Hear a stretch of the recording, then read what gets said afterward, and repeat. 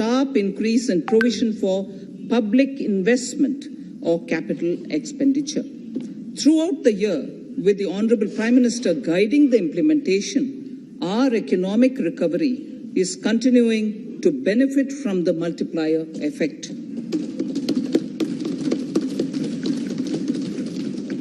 This budget continues to provide impetus for growth. It lays a parallel track of 1. A blueprint for the Amrit Kal, which is futuristic and inclusive. This will directly benefit our youth, women, farmers, the scheduled castes and the scheduled tribes. And number 2, big private public invest water. Number 2, also have programs for ensuring investment financial inclusion and ready for India benefit transfers. This shall be guided to strengthening the abilities of the poor and be benefited by all opportunities. Our government constantly strives to provide approach. The necessary moving forward on this parallel track. We also have programs for ensuring financial inclusion and direct benefit transfers. Development. We are committed to strengthening the abilities enhancement and investment, sunrise opportunities, energy transition, and development. We are committed to strengthening the abilities enhancement and financing of sunrise infrastructure. All 7 engines will pull forward their committed to strengthening the abilities enhancement and financing of sunrise infrastructure. All 7 engines will pull forward their committed to strengthening the abilities enhancement and financing of sunrise infrastructure. All 7 engines will pull forward their committed to strengthening the abilities enhancement and financing of sunrise infrastructure. All 7 engines will pull forward their committed to strengthening abilities enhancement and financing of sunrise infrastructure. All 7 engines will pull forward their committed to strengthening abilities enhancement and financing of sunrise infrastructure. All 7 engines will pull forward their committed to strengthening abilities enhancement and financing of sunrise infrastructure. All 7 engines will pull forward their committed to strengthening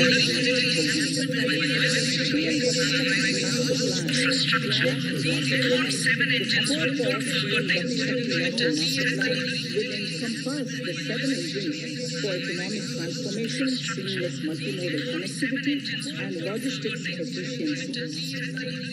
It will also include the infrastructure development by the state governments as per Gati Shakti Master Plan.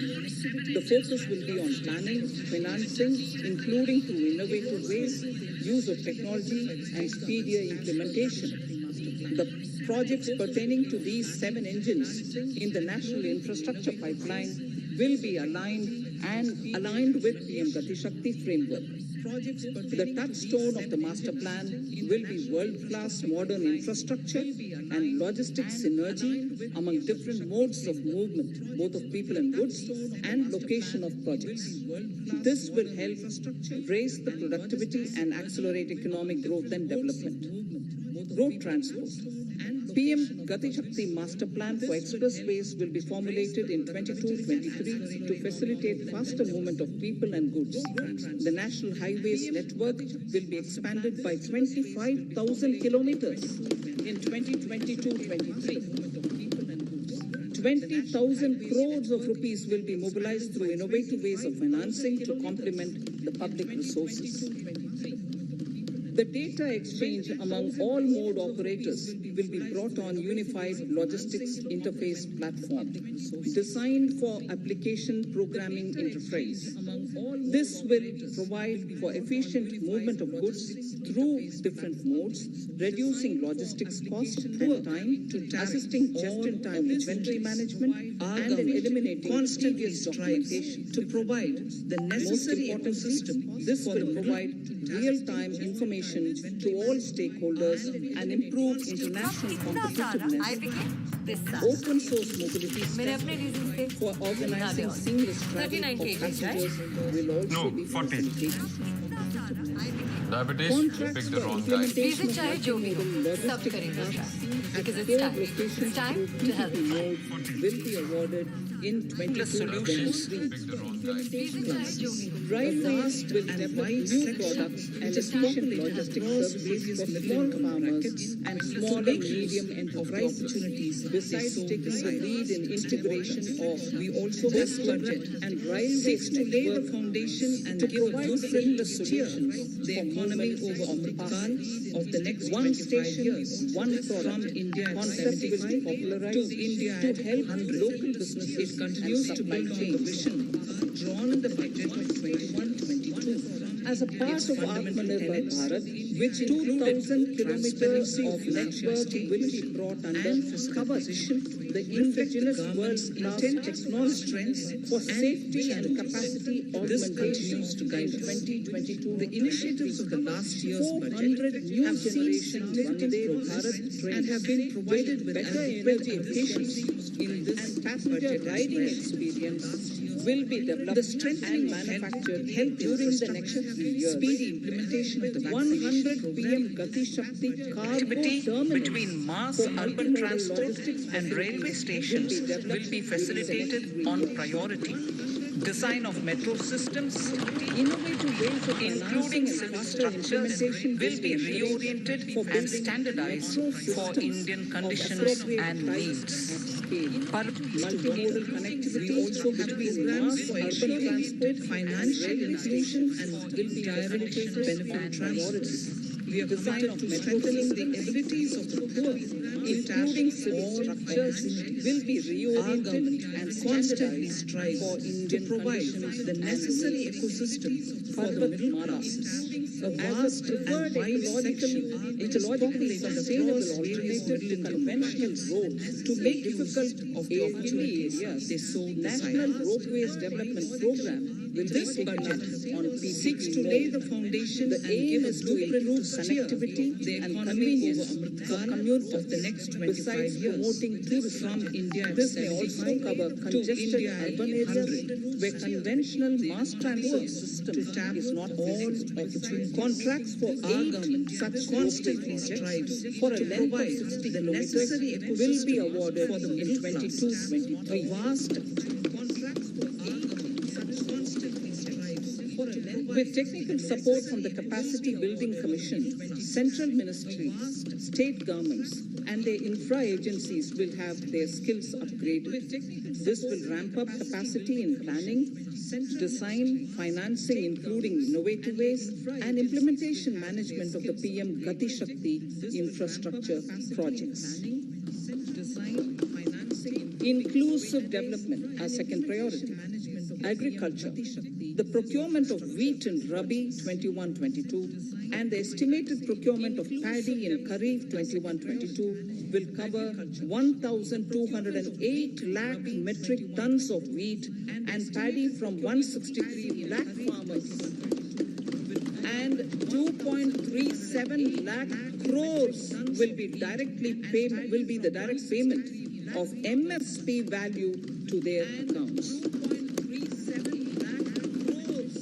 Chemical-free natural farming will be promoted throughout the country with a focus on farmers' lands in 5-kilometer wide corridors along the river Ganga at the first stage. With a focus on farmers' lands in 2023 wide corridors has been announced as the International Year of Millets. Support will be provided for post-harvest value addition, enhancing domestic consumption, and for branding millet products nationally and internationally.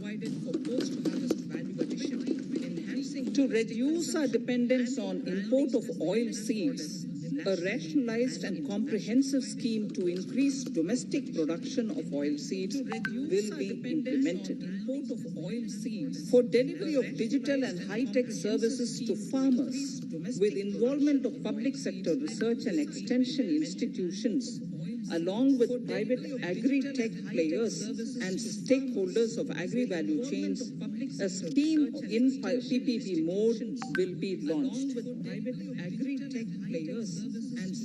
stakeholders of agri-value chains, a scheme in use of Kisan drones will be promoted for crop assessment, digitization of land records, spraying of insecticides and nutrients.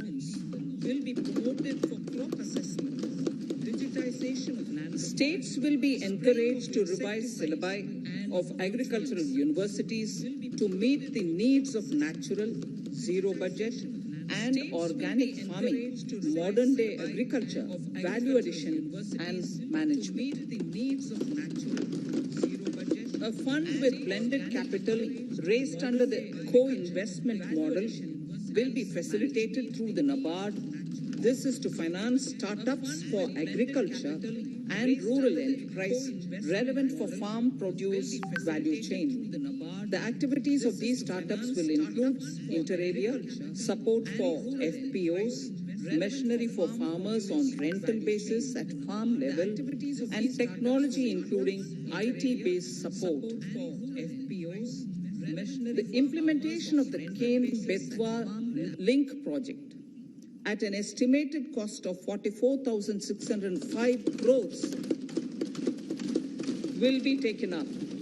This is aimed at providing irrigation benefits to 9.0 lakh hectare of farmers' lands, drinking water supply to 62 lakh people, 103 megawatt of hydro, 27 megawatt of solar power, allocations of 4,300 crores of rupees in the RE 21-22 and 1,400 crores of rupees in 22-23 have been made for this project.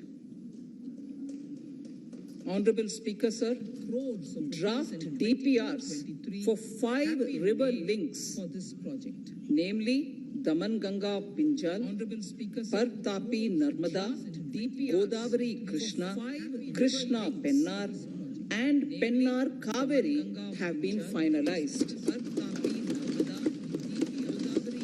Once a consensus is reached among the beneficiary states, the Centre will provide support for their implementation. For farmers to adopt suitable varieties of fruits and vegetables and to use appropriate production and harvesting techniques, our government will provide a comprehensive package with participation of state governments. MSMEs, Udyam, eShram, NCS and ASEEM portals will be interlinked. Their scope will be widened. They will now perform as portals with live organic databases, providing G2C, B2C, and B2B services. These services will relate to credit facilitation, skilling, and recruitment with an aim to further formalize the economy and enhance entrepreneurial opportunities for all. Emergency Credit Line Guarantee Scheme has provided the much needed additional credit to more than 130 lakh MSMEs. This has helped them mitigate the adverse impact of the pandemic. The hospitality and related services, especially those by micro and small enterprises, are yet to regain their pre-pandemic level of business.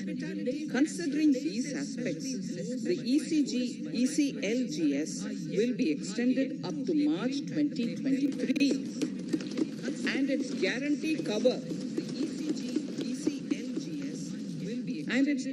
cover will be expanded by 50,000 crores of rupees to total cover of 5 lakh crores.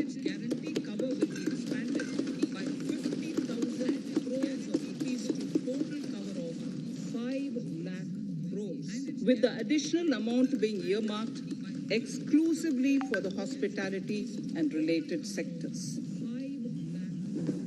Credit Guarantee Trust for Micro and Small Enterprises, CGT-MSE, scheme will be revamped with required infusion of funds. This will facilitate additional credit of 2 lakh crore for micro and small enterprises and expand employment opportunities. This will facilitate additional credit of 2 lakh crore for micro and small Raising and enterprises accelerating and expand MSME employment performance opportunities. ramp program will outlay of 6,000 crore over 5 years will be rolled out. This will help MSME sector become more resilient, competitive and efficient.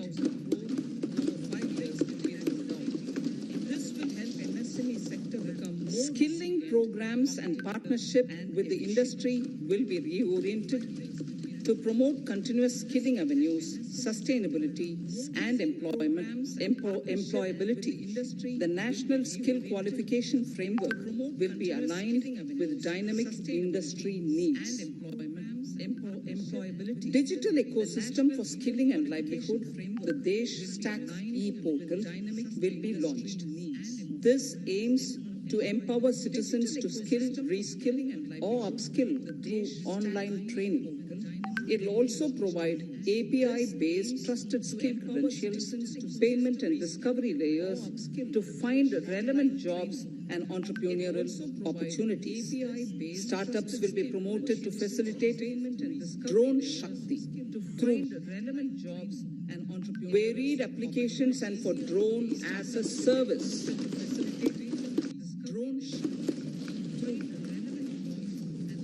In select ITIs in all states, the required courses for skilling will be started. Due to the pandemic-induced closure of schools, our children, particularly in the rural areas and those from scheduled castes and scheduled tribes and other weaker sections, have lost almost 2 years of formal education. Mostly, these are children in government schools. We recognize the need to impart supplementary teaching and to build a resilient mechanism for education delivery. For this purpose, One Class, One TV channel program of PM E-Vidya will be expanded from 12 to 200 TV channels. This will enable all states to provide supplementary education in regional languages for classes 1 to 12.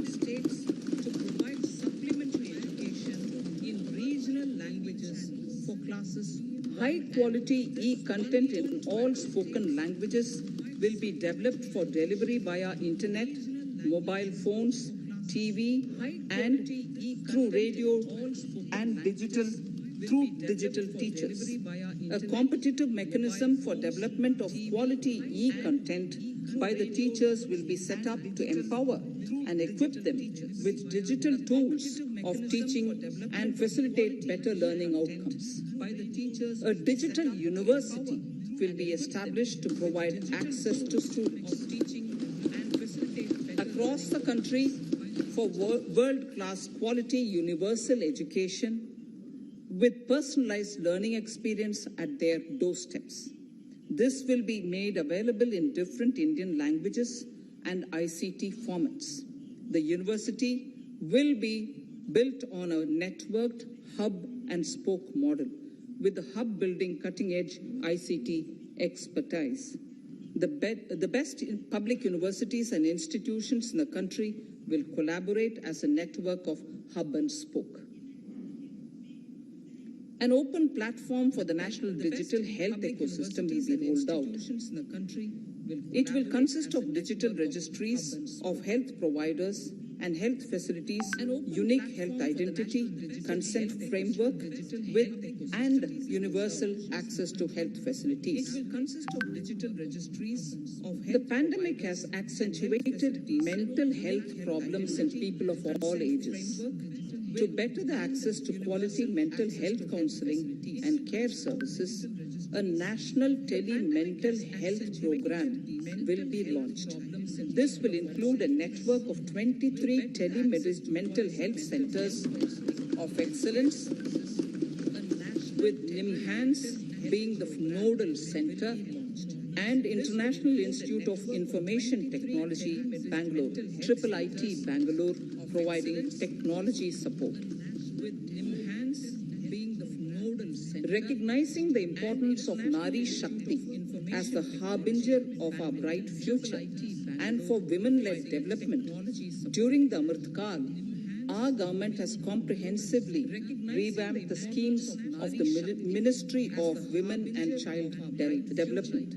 Accordingly, 3 schemes, namely Mission Shakti, Mission Vatsalya, Saksham Anganwadi and Poshan 2.0 were launched recently to provide integrated benefits to women and children.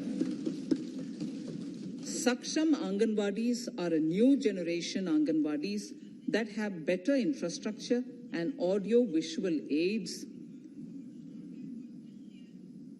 powered by clean energy and providing improved environment for early childhood development. 2 lakh Anganwadis will be upgraded under this scheme. Current coverage of Har Ghar Nal Se Jal is 8.7 crores. Of this, 5.5 crore households were provided tap water in last 2 years itself. Allocation of 60,000 crores of rupees has been made with an aim to cover 3.8 crore households in 2022 and 23. In 22-23, 80 lakh houses will be completed for the identified eligible beneficiaries of the PM Awas Yojana, both rural and urban. 48,000 crores is allotted for this purpose. The central government will work with the state governments for reduction of time required for all land and construction related approvals, for promoting affordable housing for middle class and for the economically weaker sections in urban areas. We shall also work with the financial sector, regulators, to expand access to capital along with reduction in cost of intermediaries.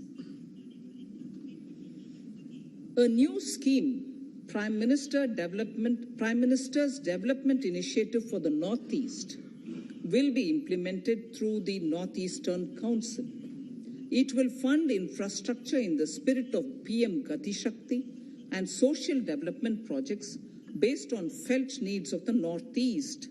This will enable livelihood activities for youth and women, filling the gaps in various sectors. It will not be a substitute for existing central or state schemes. While the central ministries may also post their candidate projects, priority will be given to those posted by the states.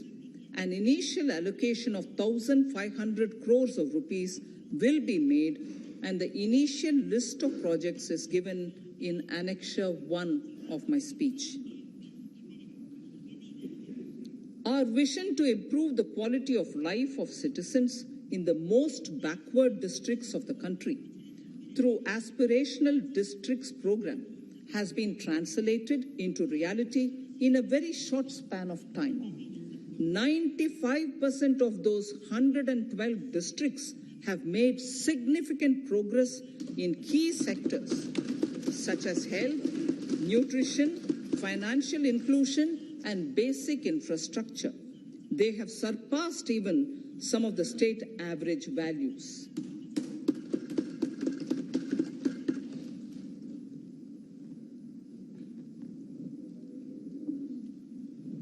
However, in those districts, some blocks continue to lag. In 22-23, the program will focus on such blocks in those districts. Border villages with sparse population, limited connectivity, and infrastructure often get left out from the development gains. Such villages on the northern border will be covered under a new Vibrant Villages program. The activities will include construction of village infrastructure, housing, tourist centers, road connectivity, provisioning of decentralized renewable energy, direct-to-home access for Doordarshan and educational channels, and support for their livelihood generation. Additional funding for these activities will be provided. Existing schemes will be converged. We will define their outcomes and monitor them on a constant basis. In 2022, 100% of 1.5 lakh post offices will come on the core banking system, enabling financial inclusion and access to accounts through net banking, mobile banking, ATMs, and also provide online transfer of funds between post office accounts and bank accounts. This will be helpful, especially for farmers and senior citizens in rural areas, enabling interoperability and financial inclusion. Honorable Speaker, sir, in recent years, digital banking, digital payments, and fintech innovations have grown at a rapid pace in the country.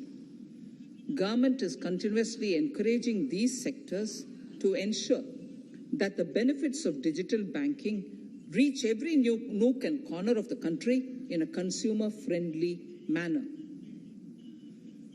Taking forward this agenda and to mark 75 years of our independence, it is proposed to set up 75 digital banking units in 75 districts of the country by scheduled commercial banks. The financial support for digital payment ecosystem announced in the previous budget will continue in 22-23 as well. This will encourage further adoption of digital payments. There will also be a focus to promote use of payment platforms that are economical and user-friendly. Sir, I move to the next priority. In recent years, over 25,000 compliances were reduced and nearly 1,500 union laws were repealed. This is the result of our government's strong commitment for minimum government and maximum governance. 1,486 union laws were repealed. Our trust in the public and ease of doing business is what is highlighted here, sir. For the Amrit Kal, the next phase of ease of doing business 2.0 and ease of living will be launched. In our endeavor to improve productive efficiency of capital and human resources, we will follow the idea of trust-based governance.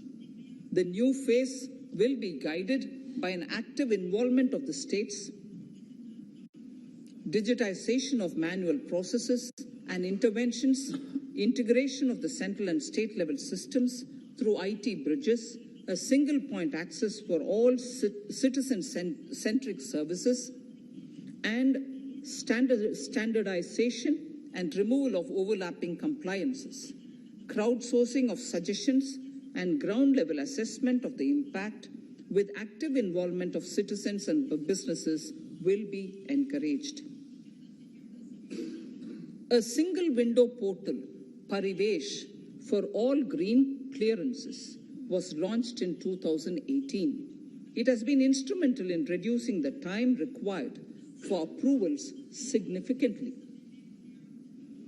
The scope of this portal will be expanded to provide information to the applicants based on location of units. Information about specific approvals will be provided. It will enable application for all 4 approvals through a single form and tracking of the process through Centralized Processing Center Green, CPC Green. E-passports. The issuance of e-passports using embedded chip and futuristic technology will be rolled out in 22-23 to enhance the convenience for the citizens in their overseas travel. By the time of India at 100, nearly half our population is likely to be living in urban areas. To prepare for this, orderly urban development is of critical importance. This will help realize the country's economic potential, including livelihood opportunities for the demographic dividend. For this, on the one hand, we need to nurture the megacities and their hinterlands to become current centers of economic growth. On the other, we need to facilitate Tier 2 and Tier 3 cities to take on the mantle in the future. This would require us to reimagine our cities into centers of sustainable living with opportunities for all, including women and our youth. For this to happen, urban planning cannot continue with a business as usual approach. We plan to steer a paradigm change. A high-level committee of reputed urban planners, urban economists, and institutions will be formed to make recommendations on urban sector policies, capacity building, planning, implementation, and governance. For urban capacity building, support will be provided to the states. Modernization of building bylaws, town planning schemes, transit-oriented development will be implemented. This will facilitate reforms for people to live and work closer to the mass transit systems. The central government's financial support for mass transit projects and Amrit scheme will be leveraged for formulation of action plans and their implementation for facilitating the TOD and TPS by the states. For developing India-specific knowledge in urban planning and design, and to deliver certified training in these areas, up to 5 existing academic institutions in different regions will be designated as centers of excellence. These centers will be provided endowment fund of 250 crore each. In addition, the AICTE will take the lead to improve syllabi, quality and access of urban planning courses in other institutions. We will promote a shift to use of public transport in urban areas. This will be complemented by clean tech and governance solutions, special mobility zones with zero fossil fuel policy and EV vehicles.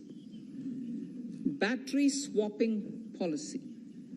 Considering the constraint of space in urban areas, for setting up charging stations at scale, a battery swapping policy will be brought out and interoperability standards will be formulated.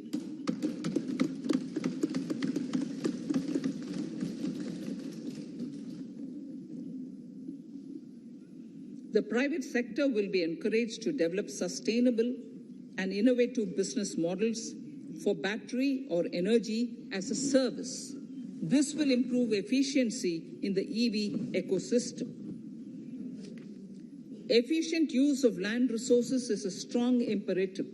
States will be encouraged to adopt unique land parcel identification number to facilitate IT-based management of records.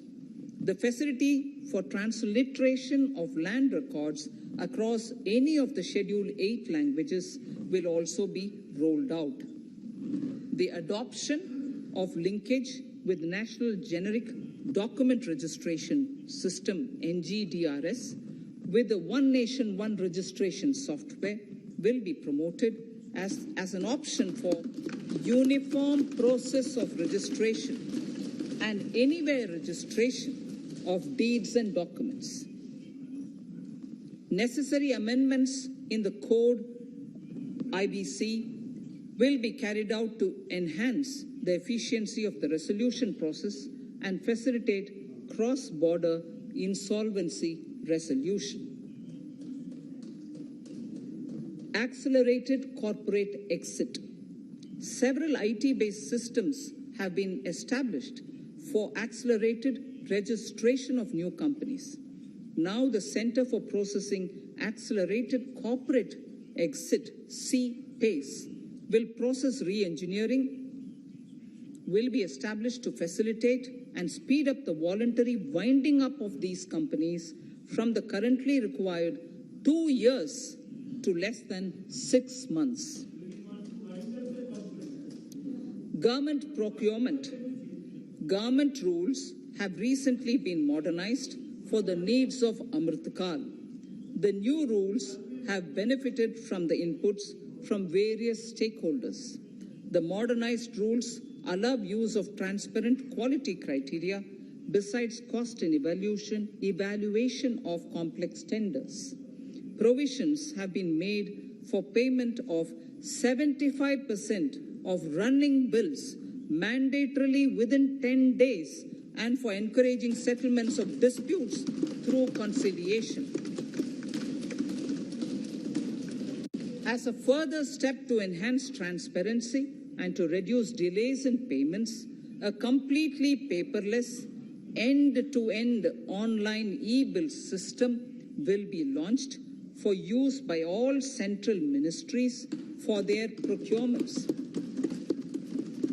The system will enable the suppliers and contractors to submit online their digitally signed bills and claims and track their status from anywhere.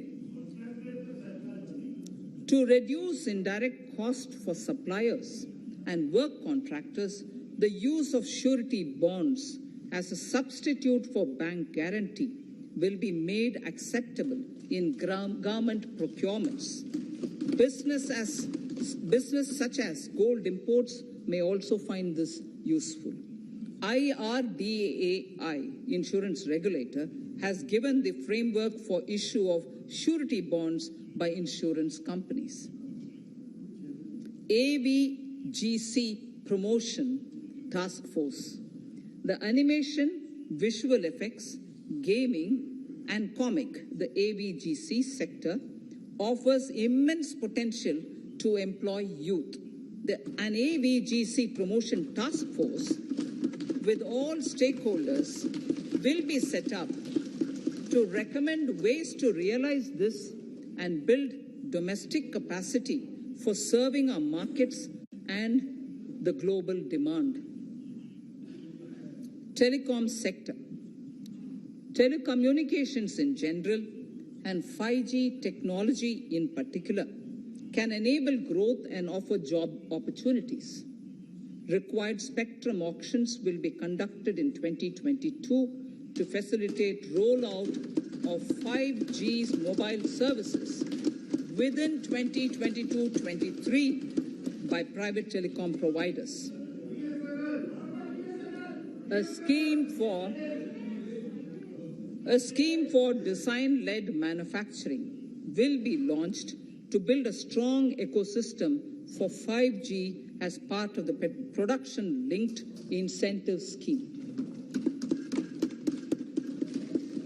To enable affordable broadband and mobile service proliferation in rural and remote areas, 5% of annual collections under the Universal Service Obligation Fund will be allocated.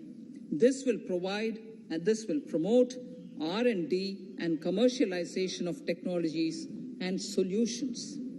Our vision is that all villages and their residents should have the same access to e-services, communication facilities, and digital resources as urban areas and their residents. The contracts for laying optical fiber in all villages, including remote areas, will be awarded under the BharatNet project through PPP in 22 and 23. Completion is expected in 2025. Measures will be taken to enable better and more efficient use of the optical fiber. Export promotion.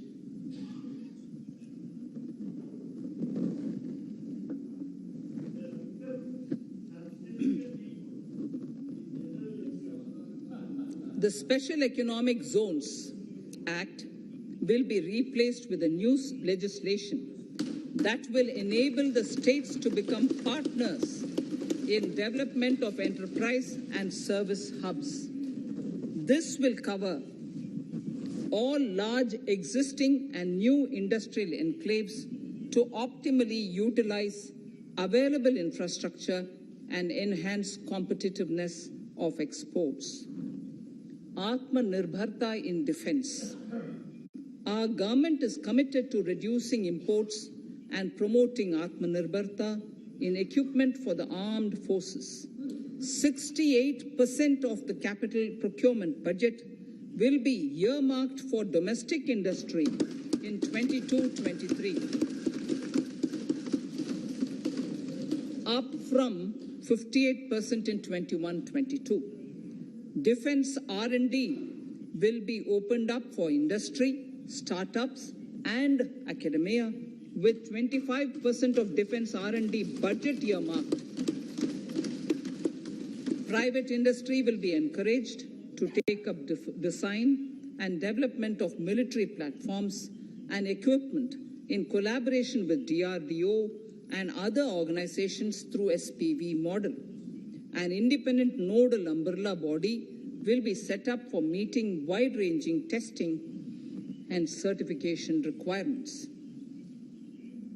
Artificial intelligence, geospatial systems and drones, semiconductor and its ecosystem, space economy, genomics and pharmaceuticals, green energy and clean mobility systems have immense potential to assist sustainable development at scale and modernize the country.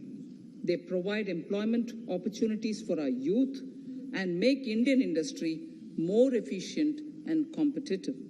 Supportive policies, light touch regulations, facilitative actions to build domestic capacities and promotion of research and development will guide the government's approach. For R&D in the sunrise opportunities, in addition to efforts of collaboration among academia, industry and public institutions, government contribution will be provided. Energy transition and climate change. The risks of climate change are the strongest negative externalities that affect India and other countries. As Honorable Prime Minister said at the COP26 summit in Glasgow last November, and I quote, "What is needed today is mindful and deliberate utilization instead of mindless, destructive consumption," unquote. The low-carbon development strategy, as enunciated in the Panchamrit that he announced is an important reflection of our government's strong commitment towards sustainable development.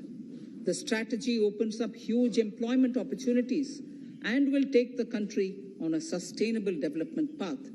This budget proposes several near-term and long-term actions accordingly. Solar power.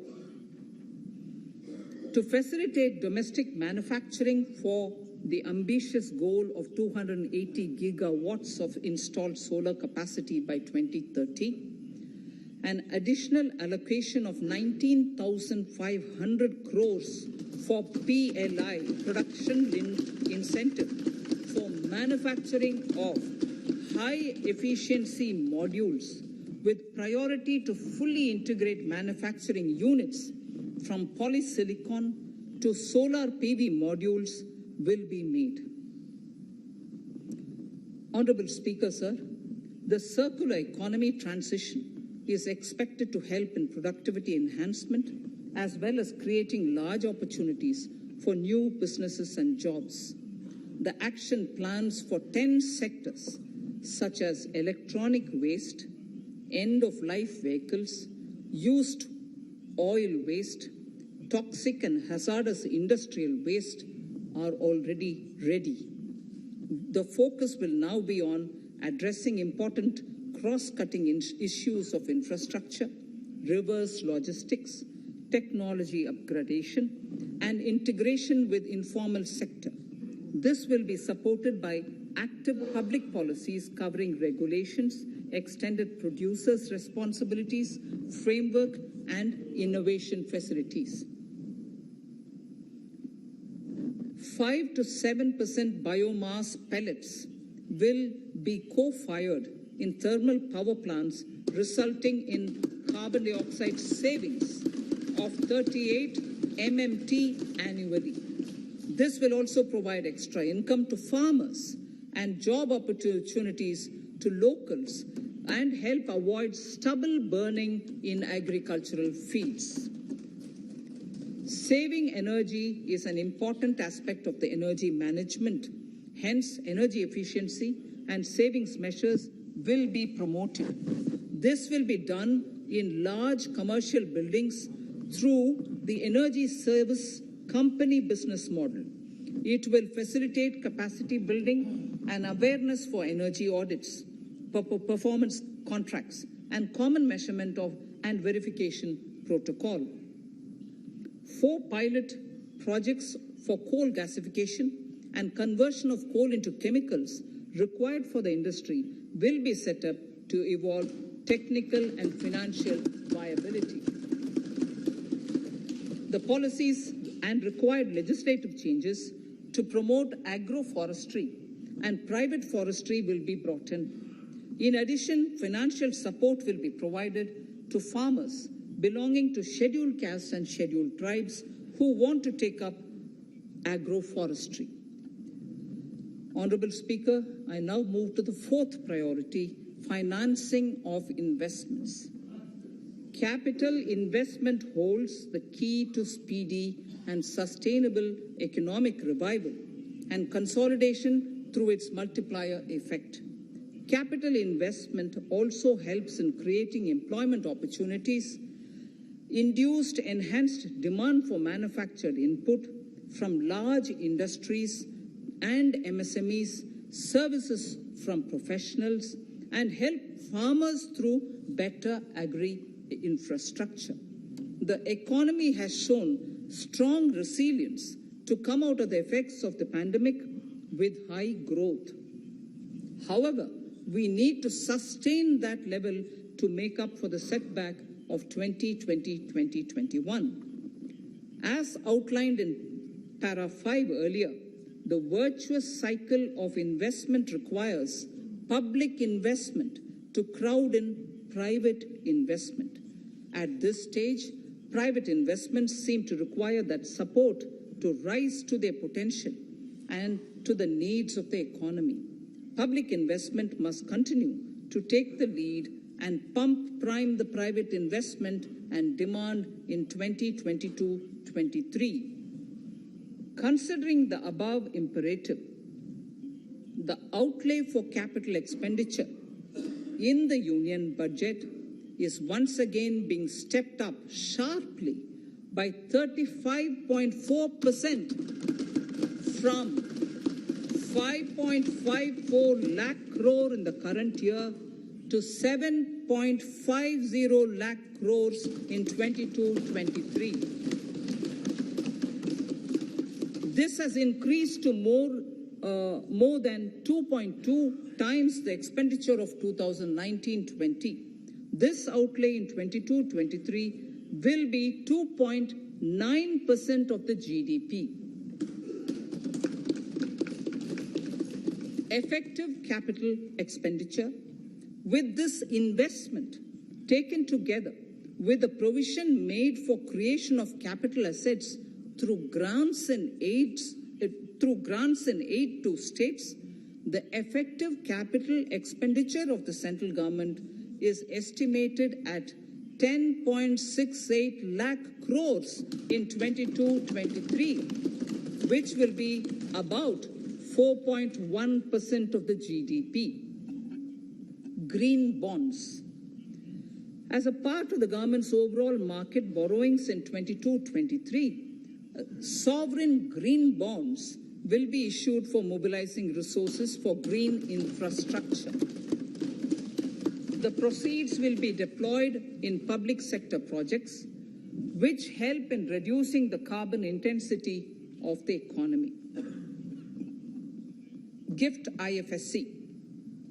World-class foreign universities and institutions will be allowed in the GIFT City to offer courses in the financial management, fintech, science, technology, engineering, and mathematics, free from domestic regulations, except those by the IFSCA to facilitate availability of high-end human resources for financial services and technology.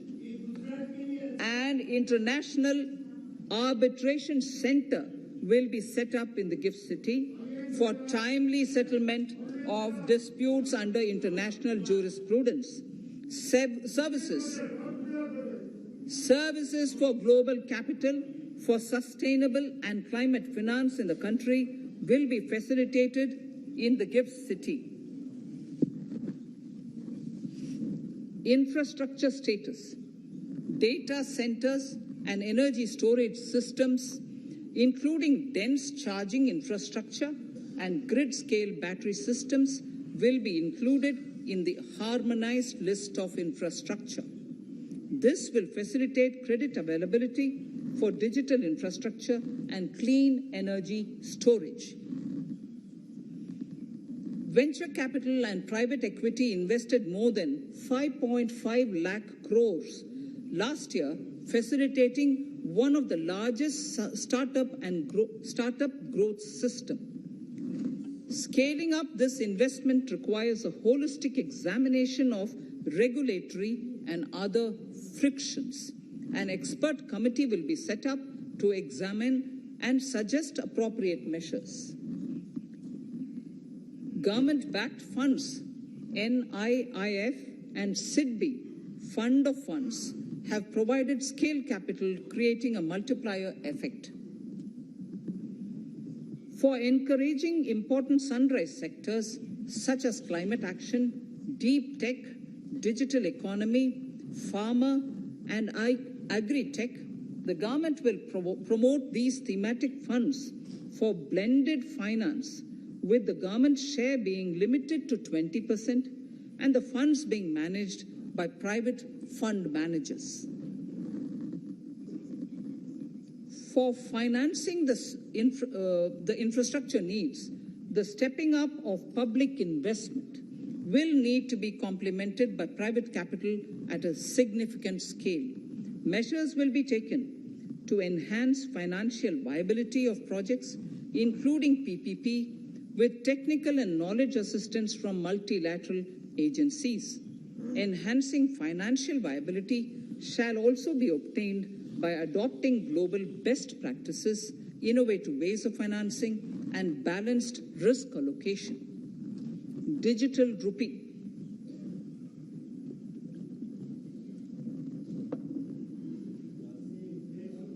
Introduction of a central bank digital currency will give a big boost to digital economy. Digital currency will also lead to a more efficient and cheaper currency management system. It is therefore proposed to introduce digital rupee using blockchain and other technologies to be issued by the Reserve Bank of India starting 2022 and 23. Financial assistance to states for capital investment. Reflecting the true spirit of cooperative federalism, the central government is committed to bolstering the hands of the states in enhancing their capital investment towards creating productive assets and generating remunerative employment.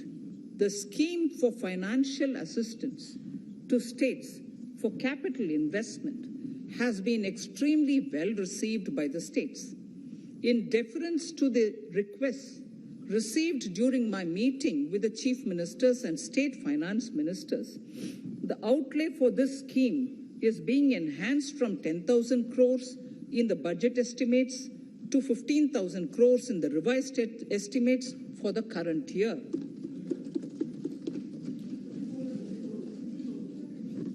For 22-23,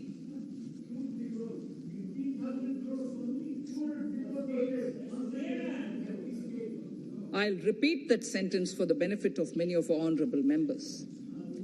In deference to the requests received during my meeting with chief ministers and state finance ministers, the outlay for this scheme is being enhanced from 10,000 crores in the BE to 15,000 crores, 15,000 crores in the RE of the current year. For 22-23, the allocation is 1 lakh crores to assist the states in catalyzing the overall investments in the economy. These 50-year interest-free loans are over and above the normal borrowings allowed to the states,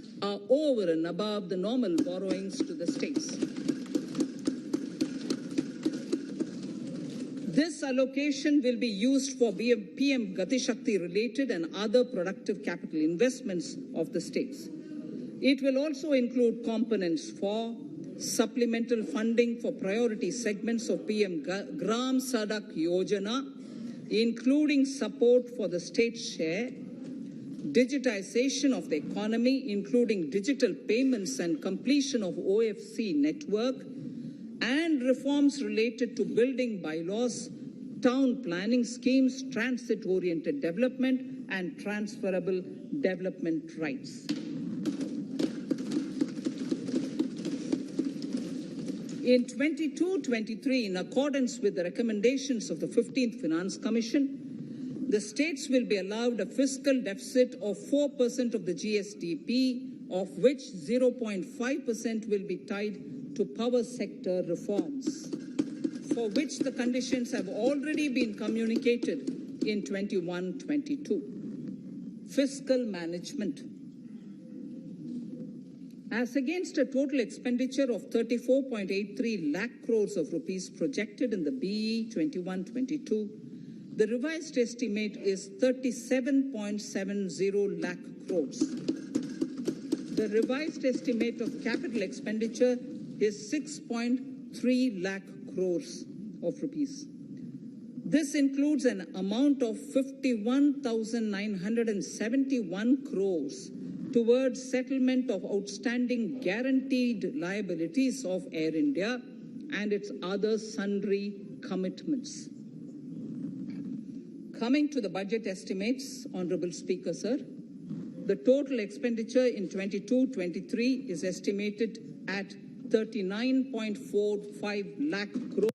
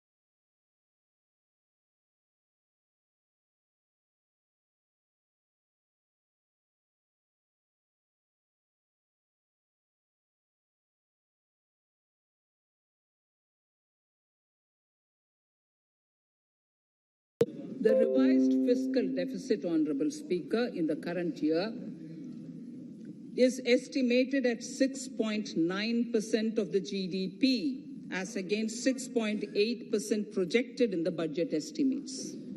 The fiscal deficit is in 22-23 is estimated at 6.4% of the GDP, which is consistent with the broad path of the fiscal consolidation announced by me last year to reach a fiscal deficit level below 4.5% by 25-26.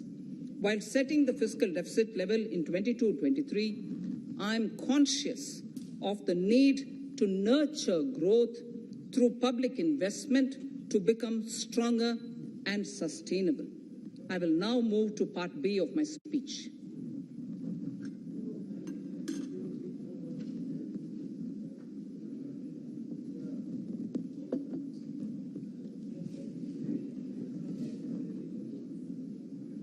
Direct tax.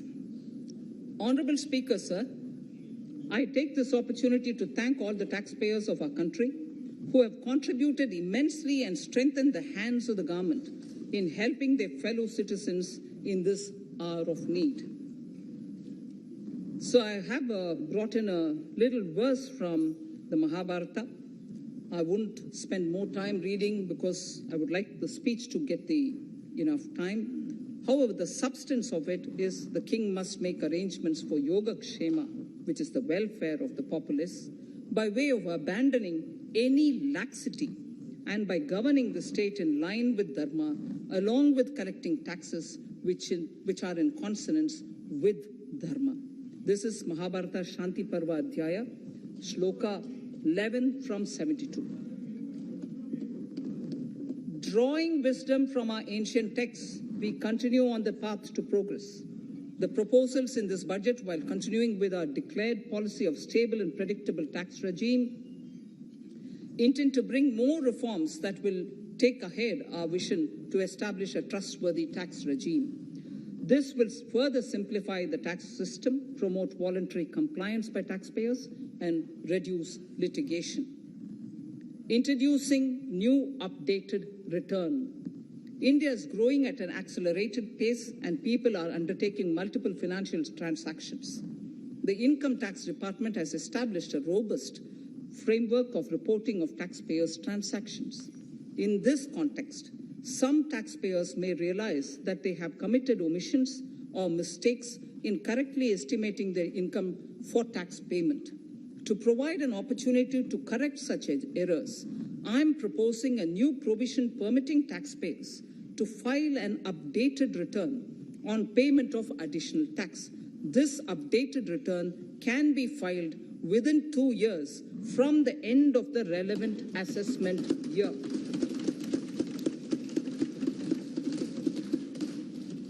Honorable Speaker, sir, presently, if the department finds out that some income has been missed out by an assessee, it goes through a lengthy process of adjudication. Instead, with this proposal now, there will be a trust repost in the taxpayers that will enable the assessee herself to declare the income that she may have missed out earlier while filing her return.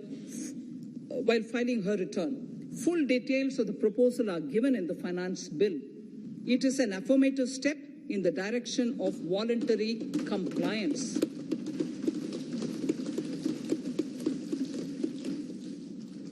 Reduced alternative minimum tax rate and surcharge for cooperatives. Currently, cooperative societies are required to pay alternate minimum tax at the rate of 18 and 1.5%. However, companies pay the same rate, the same, which is the alternate minimum tax, at the rate of 15%. To provide a level playing field between cooperative societies and companies, I propose to reduce this rate for the cooperative societies also to 15%.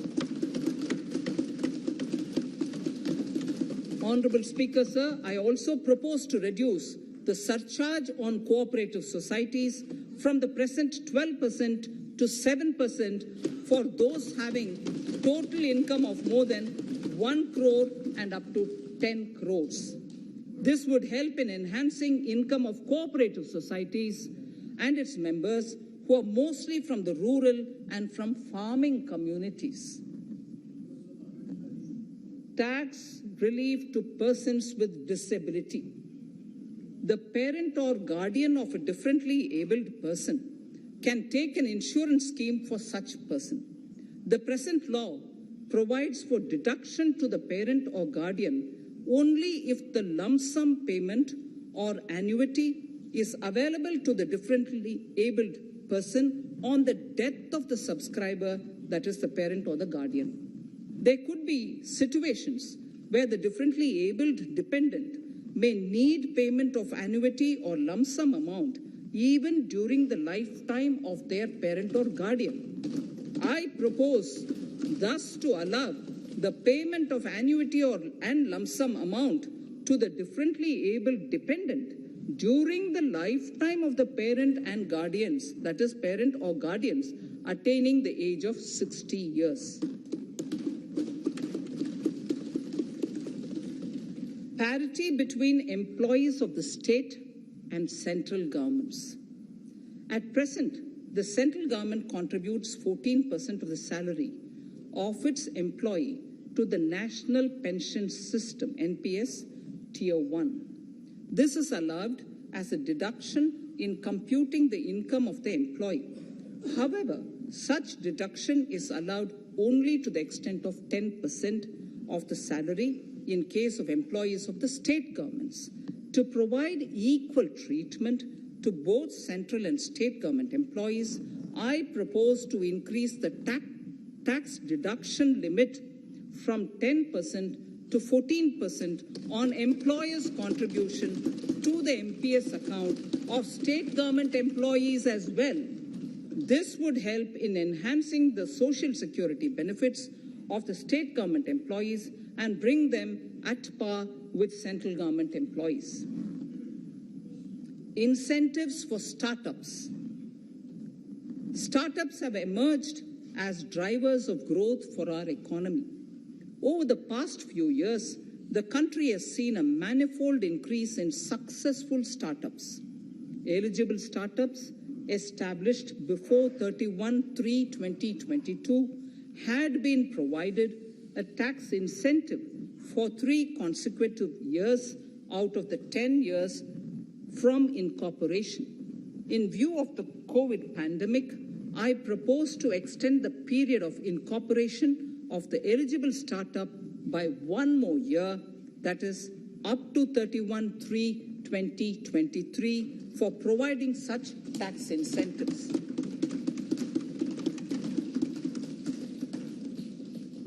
Incentives for newly incorporated manufacturing entities under concessional tax regime. In an effort to establish a global competitive business environment for certain domestic companies, a concessional tax regime of 15% was introduced by our government for newly incorporated domestic manufacturing companies. I propose to extend the last date for commencement of manufacturing or production under Section 115B(ab) by 1 more year, that is from 31st March 2023 to 31st March 2024.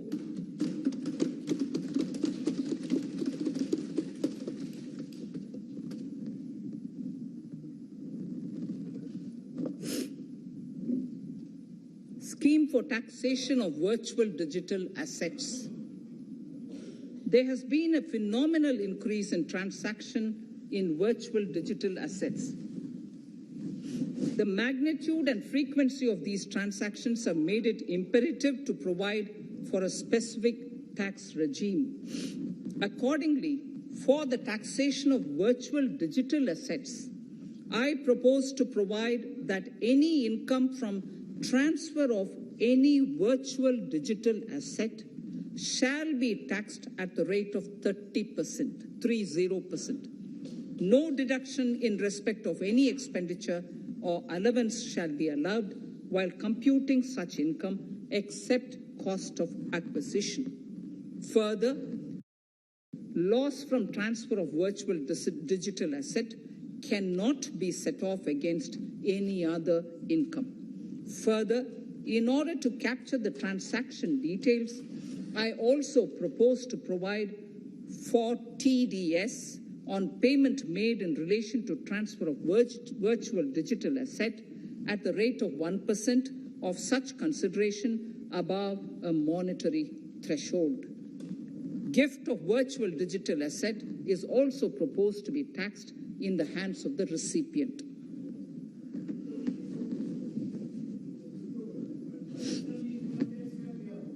Litigation management to avoid repetitive appeals by the department. It has been observed that a lot of time and resources are consumed in filing of appeals which involve identical issues. Taking forward our policy of sound litigation management, I propose to provide that if a question of law in the case of an assessee is identical to a question of law which is pending in the appeal before a jurisdictional high court or Supreme Court. In any case, the filing of further appeal in the case of this assessee by the department shall be deferred till such a question of law is decided by the jurisdictional high court or the Supreme Court. This will greatly help in reducing the repeated litigation between taxpayer and the department. Taking forward our efforts to further promote the IFSC, I hereby propose to provide that income of a non-resident from offshore derivative instruments or over-the-counter derivatives issued by an offshore banking unit, income from royalty and interest on account of lease of ship, and income received from portfolio management services in IFSC shall be exempt from tax subject to specified conditions. Rationalization of surcharge. In the globalized business world, there are several work contracts whose terms and conditions mandatorily require formation of a consortium. The members in the consortium are generally companies. In such cases, the income of these AOPs has to suffer a graded surcharge up to 37%, which is a lot more than surcharge on the individual companies. Accordingly, I propose to cap the surcharge of these AOPs at 15%, 15%. Further, the long-term capital gains on listed equity shares, units, etc., are liable to maximum surcharge of 15%, while other long-term capital gains are subjected to a graded surcharge which goes up to 37%. I propose to cap the surcharge on long-term capital gains arising on transfer of any type of assets at 15%. This step will give a boost to startup community, and along with my proposal on the extended tax benefits to manufacturing companies and startups, reaffirms our commitment to Atmanirbhar Bharat. Clarification in relation to health and education cess as business expenditure. The income tax is not an allowable expenditure for computation of business income. This includes tax as well as surcharges. The health and education cess is imposed as an additional surcharge on the taxpayer for funding specific government welfare programs. However, some courts have allowed health and education cess as business expenditure, which is against the legislative intent. To reiterate the legislative intent, I propose to clarify that any surcharge or cess on income and profits is not allowable as business expenditure. Deterrence against tax evasion. Honorable Speaker, sir, presently there is ambiguity regarding set-off of brought forward loss against undisclosed income detected in such operations. It has been observed that in many cases where undisclosed income or suppression of sales, etc., is detected, payment of tax is avoided by setting off of losses. In order to bring certainty and to increase deterrence among tax evaders, I propose to provide that no set-off of any loss shall be allowed against undisclosed income detected during search and survey operations.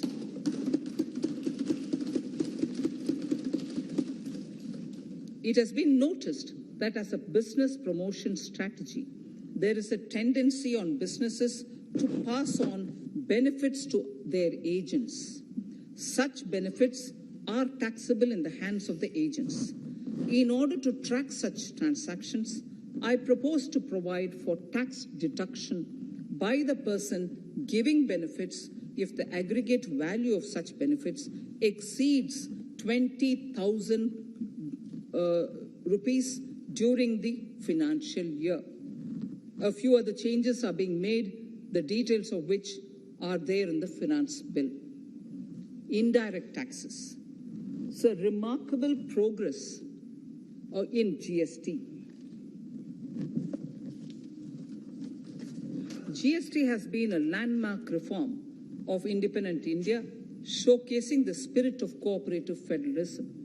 While aspirations were high, there were huge challenges too. These challenges were overcome deftly and painstakingly under the guidance and the oversight of the GST Council. We can now take pride in a fully IT-driven and progressive GST regime that has fulfilled the cherished dream of India as one market, one tax. There are still some challenges remaining, and we aspire to meet them in the coming year. The right balance between facilitation and enforcement has engendered significantly better compliance, and enforcement has engendered better compliance. GST revenues are buoyant despite the pandemic. I would bring in something which I've got to know this morning, not part of my speech, but worth putting in here for the knowledge of the Honorable House. I would like to bring to the notice of this House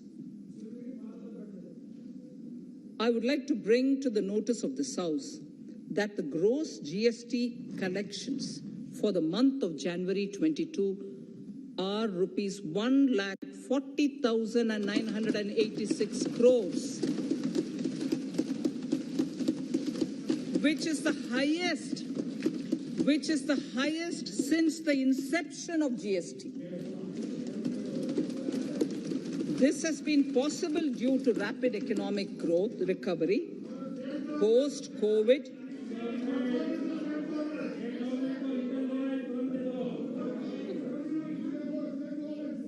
This has been possible due to the rapid economic recovery post-COVID, as well as various policy and administration undertaken by central and state tax administrations.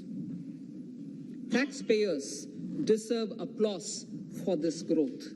Not only did they adapt to the changes, but enthusiastically contributed to the cost of paying taxes. Special economic zones. In part A of my speech, I have referred to the proposed reforms in SEZs. Alongside, we will also undertake reforms in customs administration of SEZs, and it shall henceforth be fully IT-driven and function on the customs national portal with a focus on higher facilitation and with only risk-based checks. This will ease doing business by SEZ units considerably. This reform shall be implemented by 30th September 2022. Customs reforms and duty rate changes.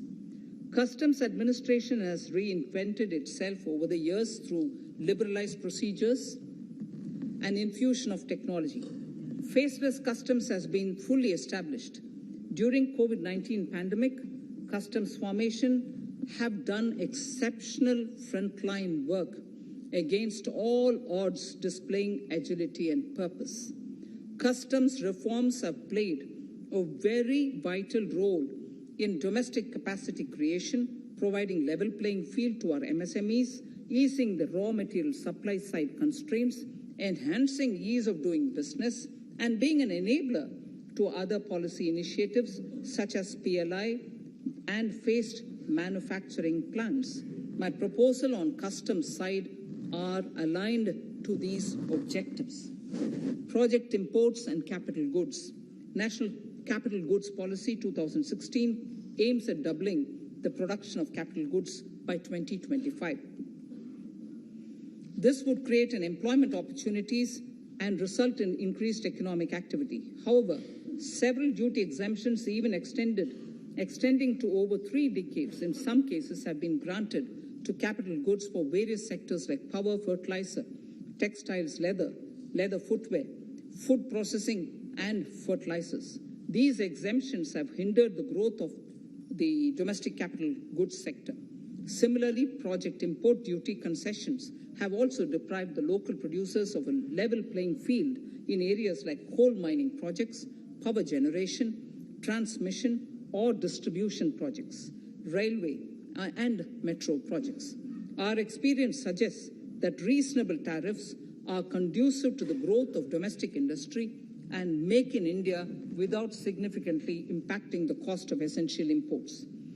Accordingly, Honourable Speaker, sir, it is proposed to phase out the concessional rates in capital goods and project imports gradually and apply a moderate tariff of 7.5%. Certain exemptions for advanced machineries that are not manufactured within the country shall continue. A few exemptions are being introduced on inputs like specialized castings, ball screw, and linear motion guide to encourage domestic manufacturing of capital goods. In the last two budgets, we have rationalized several customs exemptions. We have once again carried out an extensive consultation, including by crowdsourcing. As a result of these consultations, more than 350 exemption entries are proposed to be gradually phased out. These include exemptions on certain agricultural produce,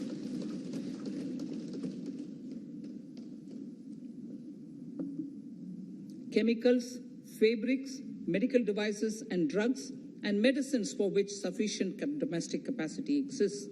Further, as a simplification measure, several concessional rates are being incorporated in the customs tariff schedule itself instead of prescribing them through various notifications.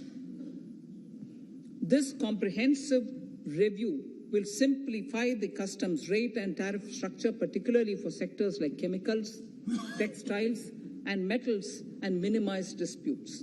Removal of exemption on items which are or can be manufactured in India and providing concessional duties on raw material that go into manufacturing of intermediate products will go many a step forward in achieving our objective of Make in India and Atmanirbhar Bharat. I shall now take up specific sector-specific proposals. Electronics. Electronic manufacturing has been growing rapidly. Customs duty rates are being calibrated to provide a graded rate structure to facilitate domestic manufacturing of wearable devices, hearable devices, and electronic smart meters. Duty concessions are being given to parts of transformer of mobile phone chargers and camera lens of mobile camera module and certain other such items. This will enable domestic manufacturing of high-growth electronic items. Gems and jewelry. To give a boost to the gems and jewelry sector, customs duty on cut and polished diamonds and gemstones is being reduced to 5%. Simply sawn diamond would attract nil customs duty. To facilitate export of jewelry through e-commerce, a simplified regulatory framework shall be implemented by June this year to disincentivize import of undervalued imitation jewelry. The customs duty on imitation jewelry is being prescribed in a manner that a duty of at least 400 rupees per kg is paid on its import. Chemicals. Customs duty on certain critical chemicals, namely methanol, acetic acid, and heavy feedstocks for petroleum refining are being reduced, while duty is being raised on sodium cyanide, for which adequate capacity in the domestic arena exists. These changes will help in enhancing domestic value addition. MSMEs. Duty on umbrellas is being raised to 20%. Exemption to parts of umbrellas is being withdrawn. Exemption is also being rationalized on implements and tools for agricultural sector which are manufactured in India. Customs duty exemption given to steel scrap last year is being extended for another year to provide relief to MSME secondary steel producers. Certain anti-dumping and CVD on stainless steel and coated steel flat products, bars of alloy steel and high-speed steel are being revoked in larger public interest considering prevailing high prices of metals. To incentivize exports, exemptions are being provided on items such as embellishment, trimmings, fasteners, buttons, zipper, lining material, specified leather, furniture fittings, and packaging boxes that may be needed by bona fide exporters of handicrafts, textiles, leather garments, leather footwear, and other goods. Honorable Speaker, sir, duty is being reduced on certain inputs required for shrimp aquaculture so as to promote its exports. Tariff measure to encourage blending of fuel. Blending of fuel is a priority for this government. To encourage the efforts for blending of fuel, unblended fuel shall attract an additional differential excise duty of rupees 2 per litre from first day of October 22. A few other changes are being made in duty rates, customs, tariff and customs law, the details of which are there in the finance bill. Mr. Speaker, sir, with these words, I commend the budget to this august House. Thank you. Item number 2, Srimati Nirmala Sitharaman ji.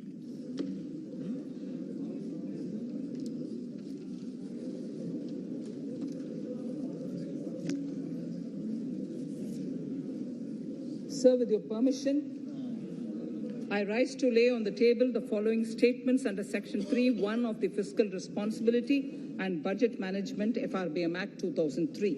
Medium-term fiscal policy cum fiscal policy strategy statement and macroeconomic framework statement. Item number 3, Vitt Videk 2020, Nirmala Sitharaman ji. Sir, item number 3, Finance Bill. Sir, with your permission, I rise to move for leave to introduce the Finance Bill 2022. प्रश्न ये कि वित्त विधेयक को पुनर्स्थापित करने की अनुमति प्रदान की जाए। जो सदस्य इसके पक्ष में हाँ कहें, जो सदस्य विरोध में ना कहें। मेरे विचार में निर्णय हाँ वालों के पक्ष में, हाँ वालों के पक्ष में। माननीय मंत्री जी, वित्त विधेयक को पुनर्स्थापित करें।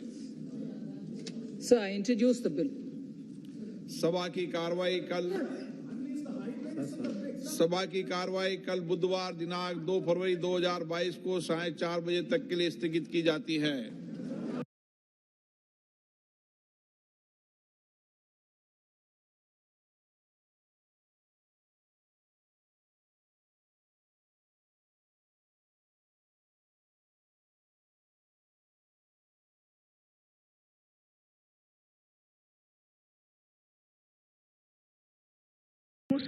Digital rupee using blockchain and other technologies to be issued by the Reserve Bank of India starting 2022 and 23. వేతన జీవుల ఆశలపై నీళ్లు చెల్లారు ఉసూరు అనిపించింది సీతమ్మ బడ్జెట్. పన్నుల స్లాబులపై మరింత విశ్లేషణ సుకుమార్ గారు అందిస్తారు. సుకుమార్ గారు, ముఖ్యంగా ఈ రోజు బడ్జెట్ కనుక మనం గమనిస్తే టాక్సేషన్ విధానంలో ఎలాంటి మేజర్ చేంజెస్ కానీ లేకపోతే కొత్తగా షాప్స్ కానీ క్రియేట్ చేసిన పరిస్థితులు లేవండి. ఇంకోవైపు క్రిప్టో కరెన్సీ మీద అంటే డిజిటల్ కరెన్సీ మీద ఉన్న కన్ఫ్యూజన్ కి తెరదీస్తూ 30% టాక్సేషన్ లోకి తీసుకొస్తామని చెప్పి అనౌన్స్ చేయడం జరిగింది. దీనివల్ల మేజర్ గా స్టాక్ మార్కెట్లు కానీ అదే విధంగా ఎకానమీ పరంగా మనకి ముందుకు వెళ్లే కొత్త స్కీమ్స్ అయితే ఏం అనౌన్స్ చేయలేదు.